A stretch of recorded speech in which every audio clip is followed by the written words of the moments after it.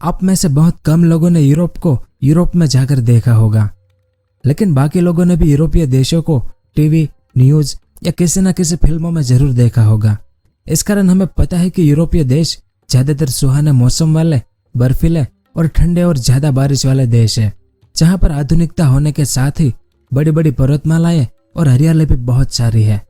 लेकिन आजकल यूरोपीय देशों की जो तस्वीर न्यूज़ और टीवी पर दिखाई जा रही है, उन तस्वीरों को देखकर ऐसा लग रहा है कि यूरोपीय देश हमारे राजस्थान या सहारा के रेगिस्तान में तब्दील हो रहे हैं, क्योंकि इस बार यूरोप के देशों में पिछले 500 सालों का सबसे भीषण सूखा पड़ा है।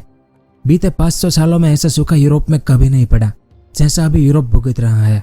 इस कारण यूरोपीय देशों की ज्यादातर जमीन सूख गई है। वहीं यूरोप की दो सबसे बड़ी नदियां राइन और डेन्यूब नदी, इस मैप में जो लाल कलर में है, वो जो कभी तेजी से बहा करती थी, अब वे भी सूखने की कगार पर आ गई है, क्योंकि इनका जल स्तर एवरेज से भी काफी नीचे आ गया है। यानी सूखे के कारण यूरोप में पानी का संकट भी गहराता जा रहा है। इसी कारण तो सभी यूरोपीय देशों में हाई अलर्ट जारी कर दिया गया है। और आपको जानकर हैरानी होगी कि राइन नदी के किनारे अब हंगर स्टोन भी दिखने लगे हैं। हंगर स्टोन को सदियों पहले लोगों ने भूखमरी के समय में लगाया था। इस इमेज में आप देख सकते हैं। यानी यह मुसीबत के पत्थर है। इन पत्थरों के द्वारा आने वाले भविष्य को संकेत दिया गया था कि जब यह पत्थर नदी से बाहर दिखने लगेंगे, तब यह इशारा होगा कि यूरोप में भूखमरी का समय आ चुका है। और यूरोप में ऐसा सूखा कई सदियों के बाद आया है। लेकिन जो यूरोप पिछले 500 सालों से हरा भरा और हर समय जहां पर बारिश होती रहती थी, वो अचानक इतना भयंकर सूखा क्यों झेल रहा है? तो आज के इस वीडियो में हम इसी के बारे में विस्तार से जानेंगे कि यूरोप में इतना भयंकर सूखा क्यों पड़ रहा है। इस भयंकर सूखे से यूरोपीय देशों और उनके लोगों का क्या हाल है। इस भयंकर सूखे से यूरोपीय देशों की अर्थव्यवस्था पर किस तरह से असर होगा और किन किन देशों पर इसका असर ज्यादा होगा, वो सब और इसके अलावा भी और भी बहुत कुछ जानने को मिलेगा आपको इस वीडियो में। तो वीडियो के अंत तक हमारे साथ बने रहिए। तो सबसे पहले हम जान लेते हैं कि यूरोप में पड़े इस भयंकर सूखे से यूरोप की स्थिति कितनी भयंकर हो गई है और यह सूखा किस तरह से यूरोपीय देशों की अर्थव्यवस्था को तबाह कर रहा है। तो यूरोपीय सूखा वेधशाला की रिपोर्ट के अनुसार आखिरी बार साल 1540 में यूरोप में इतना भयंकर सूखा पड़ा था, जिससे हजारों लोगों की मौत हो गई थी। जिसके बाद साल 2003, साल 2010 और 2018 में पड़े सूखे से 1540 के सूखे की तुलना की गई थी।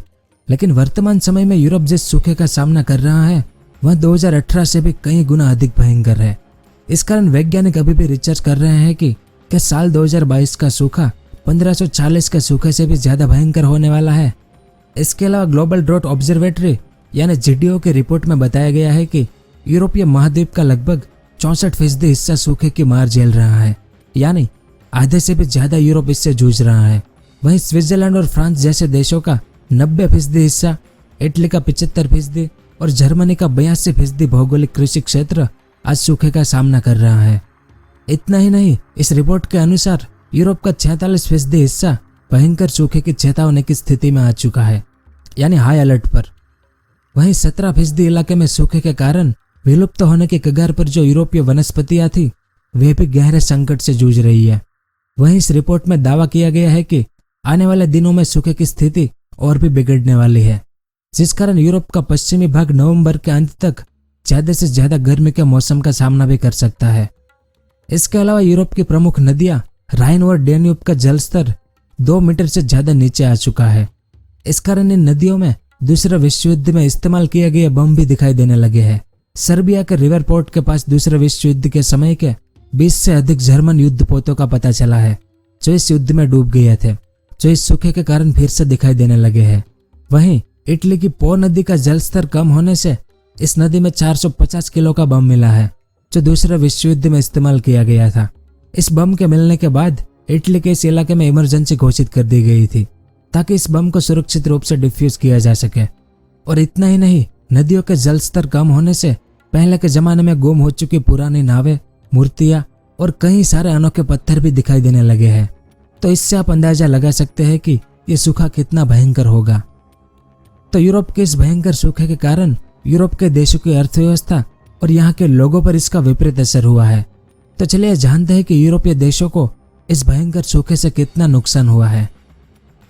तो यूरोपीय कमीशन के जॉइंट रिसर्च सेंटर के अनुसार यूरोप का भूमिगत जल स्रोत का 34% पानी सूखने के कगार पर आ गया है। इस कारण यूरोप के लोगों के पास पीने के पानी की भी कमी हो गई है। वहीं फ्रांस और ब्रिटेन जैसे देशों ने अपने लोगों के अनैतिक पानी के इस्तेमाल पर भी पाबंदियां लगा दी है और वहीं कई देशों को टैंकरों की सहायता से जनता तक पानी की कमी की पूर्ति की जा रही है। और यूरोप में बढ़ रहे इस सूखे के कारण इसका असर कृषि क्षेत्र पर भी दिखाई देने लगा है। यूरोपीय कमीशन साइंस सर्विस के अनुसार ग्रीष्मकालीन फसलें जैसे सोयाबीन, सूरजमुखी और मक्के पर भी सूखे का असर दिखाई देने लगा है। पिछले 5 सालों की तुलना में मक्का का 16%, सूरजमुखी का 12% और सोयाबीन का 15% उत्पादन कम देखने को मिल सकता है। और ये स्पेन यूरोपीय देशों में तीसरा सबसे ज्यादा कृषि उत्पादक देश है। तो इस देश में सूखे के कारण अनाज की कमी साफ साफ दिखाई दे रही है। यूरोपीय देशों को इस जल संकट के कारण खाद्य संकट का भी सामना करना पड़ेगा और खाद्य संकट बढ़ने से महंगाई से जूझ रहे यूरोप में और भी ज्यादा महंगाई बढ़ने के आसार है। और रोमानिया, पोलैंड, स्लोवेनिया और क्रोएशिया देशों में कृषि की हालत सबसे ज्यादा खराब है। और इतना ही नहीं, यूरोप में अधिकतर व्यापार जलमार्गों के जरिए कार्गो शिप से होता है। ऐसे में यूरोप के प्रमुख जलमार्गों में पो, राइन, डेन्यूब और लोयर नदियां आती है। लेकिन इस सूखे के कारण इन नदियों का जल स्तर इतना कम हो चुका है कि बड़े बड़े मालवाहक जहाज यानी कार्गो शिप इन नदियों से नहीं गुजर सकते हैं। इस कारण आज छोटे मालवाहक जहाजों का इस्तेमाल किया जा रहा है, जिससे व्यापार में कमी आने के साथ ही यूरोप के विद्युत संयंत्रों में पहुंचने वाले कोयले में भी कमी आ गई है। इस कारण कई यूरोपीय देशों को बिजली की कमी का भी सामना करना पड़ रहा है। और यूरोप में बिजली की कमी के कारण परमाणु ऊर्जा संयंत्रों के संचालन में कमी भी है, क्योंकि परमाणु ऊर्जा संयंत्रों में पानी का इस्तेमाल बड़ी मात्रा में किया जाता है। लेकिन पानी की कमी होने से इन ऊर्जा संयंत्रों का इस्तेमाल नहीं किया जा रहा है, जिस कारण यूरोप में हाइड्रो पावर क्षेत्र से ऊर्जा का उत्पादन 20% तक गिर गया है। वहीं यूरोप में बारिश की कमी और सूखे की स्थिति के कारण जंगलों में लगने वाली आग की समस्याओं को भी बढ़ा दिया है, क्योंकि यूरोपीय फॉरेस्ट फायर इंफॉर्मेशन सिस्टम की माने तो 2022 की शुरुआत से अगस्त महीने तक यूरोप के जंगलों के करीबन 60,000 हेक्टेयर से ज्यादा हिस्से में आग लग चुकी है, जो 2021 की तुलना में 2 गुना ज्यादा है। इतना ही नहीं, अगर पिछले 10 सालों में लगने वाली जंगल की आग से इसकी तुलना की जाए तो यह 4.6 गुना ज्यादा है। वहीं सूखे की वजह से जर्मनी, हंगरी, इटली और पुर्तगाल में पेड़ पौधों पर अस्तित्व का खतरा मंडरा रहा है।